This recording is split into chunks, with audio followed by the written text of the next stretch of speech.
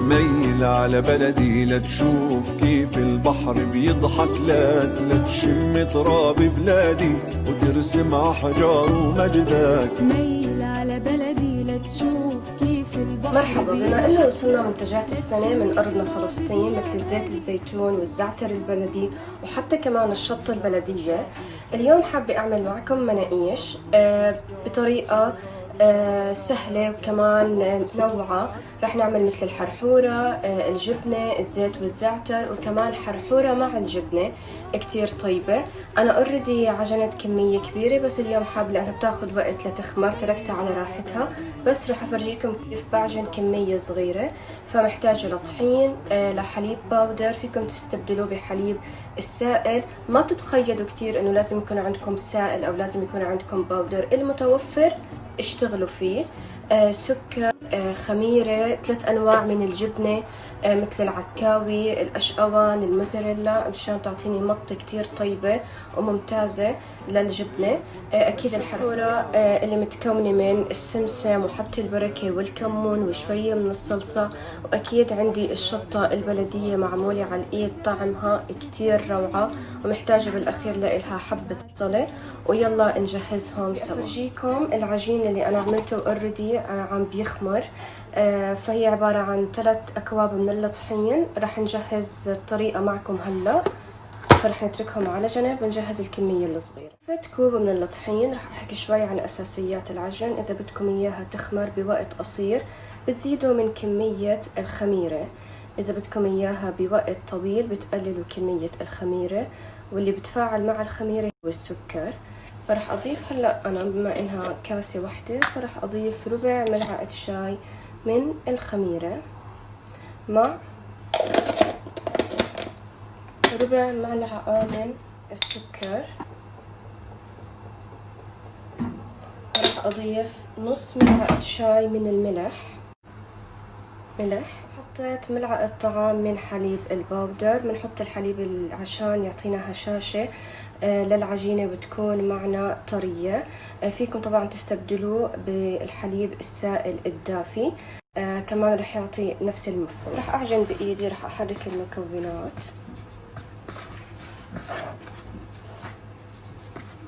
وبعدين رح أستخدم نص كوب من المي بس بالتدريج، تكون المي دافية. العجينة لميتها بهذا الشكل. طبعا أساس العجينة إن إحنا لازم نعجنها كتير منيح، يعني 10 دقايق. رح أضيف هلأ شوي من الزيت النباتي. تمام، أنا ليه عملت كمية صغيرة، ما حبيت أعجن قدامكم كمية كتير كبيرة علشان الناس اللي عايشة لحالها ما تحس الموضوع كتير صعب عليها. فهاي الكمية الصغيرة لإلكم. هاي بتعمل تقريبا شي 3 من 2 ل3 منقوشات. فما تحرموا حالكم وفوتوا المطبخ واعملوا لإلكم منقوشة. هلأ بعد ما أعجنها كتير منيح لمدة 10 دقايق رح أتركها تتخمر نص ساعة، بتكون جاهزة معنا. خمر وارتاح معي. هلأ رح أبلش أقطعه، أتركه كمان يرتاح. رح نبلش بسم الله بهذا الشكل. رح أبلش أول وحدة.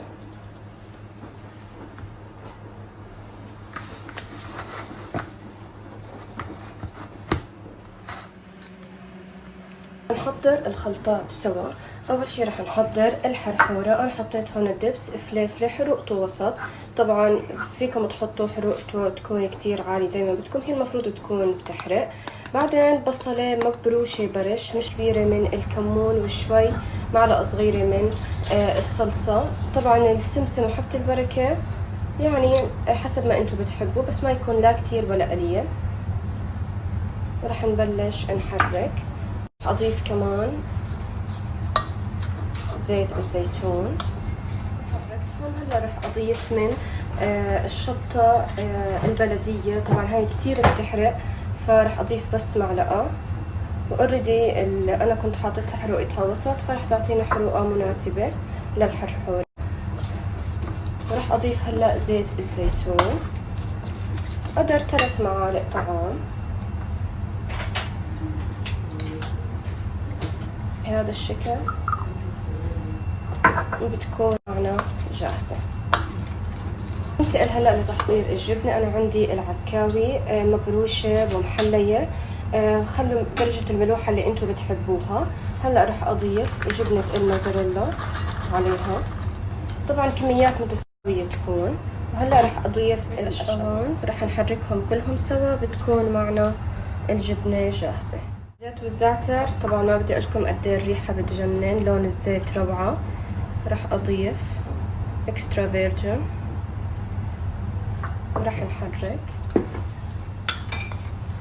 لازم يكون قوام الزيت والزعتر بهذا الشكل، لا مرق ولا كمان جامد. رح أضيف كمان شوية زيت زيتون وبيكون معنا جاهز. العجينة رح نبلش نشتغل فيها. رح أحط على الكاونتر شوية زيت نباتي. رح أخذ العجينة وأبلش أعمل فيها. طبعا الطريقة الجديدة اللي رح أساوي فيها خبيز المناقيش إني رح أخبزها على الحجار. طريقة جديدة بتذكرنا ببلادنا. حطيتهم بالصينية مشان يكون عندنا أسهل. أوريدي حطيتهم من وقت فكتير عندي إياه حامي. عجنت هيك رح أحطها بالنص، أبلش أفرد فيها شوي شوي. أنا المنقوش تبعي حيكون حجمها بسط عليها شوي شوي بهدوء، ما نحط على الأطراف مشان ما تلزق معنا. كفاية. رح أحطها هون.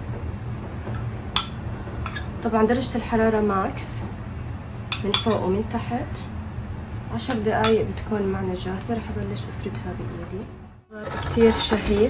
هاي الطريقة بتذكرني بفلسطين كيف بيكون الخبز، يعني العجين بهذا الخمل وعلى الحجر بيبقى كتير ساخن.